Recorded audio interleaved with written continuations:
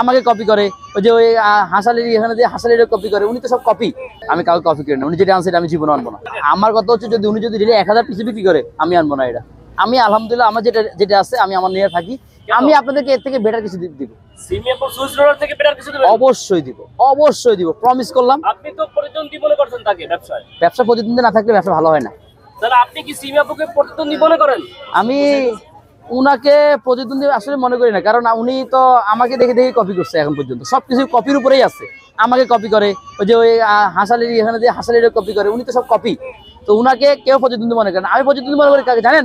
আমার পাশের যে দোকানদার আছে তাকে, তারপরে আরো দুই তিন দোকানদার আছে তাকে, এই পাশে যে 8-10টা দোকানদার বসে তাকে তাকে করি। কারণ হচ্ছে গিয়ে তারা হচ্ছে গিয়ে ইউনিক ইউনিক কেক নিয়ে আসতেছে, নতুন নতুন কেক নিয়ে আসে, তাদেরকে আমি আমি প্রতিদ্বন্দ্বী মনে করি। ওনাকে আমি জীবনে প্রতিদ্বন্দ্বী মনে করি না, উনি কপি করে। কেন ভাই কপি করলে যে আপনি প্রতিদ্বন্দ্বী মনে করবেন না কেন? আপনার এই সমস্যা কেন? উনি আমাকে দেখে কপি করছে, তাহলে প্রতিদ্বন্দ্বী হয় কিভাবে আপনি বলেন?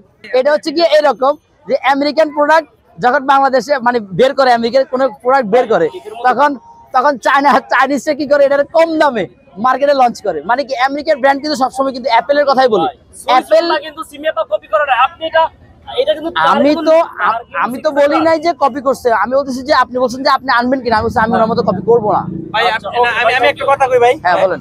আপনি বলতাছেন আপনি সিমিয়াপুরে প্রতিদ্বন্দ্বী মনেই করেন না? না, তার মানে হ্যাঁ কিছুই মনে করেন না? না না না, হে জায়গায় হে আছে আলহামদুলিল্লাহ। ভাই আমি কাউকে নিয়ে কোনো সমালোচনা করি না, এখন পর্যন্ত আমার মুখে থেকে কারো সমালোচনা শুনবেন না।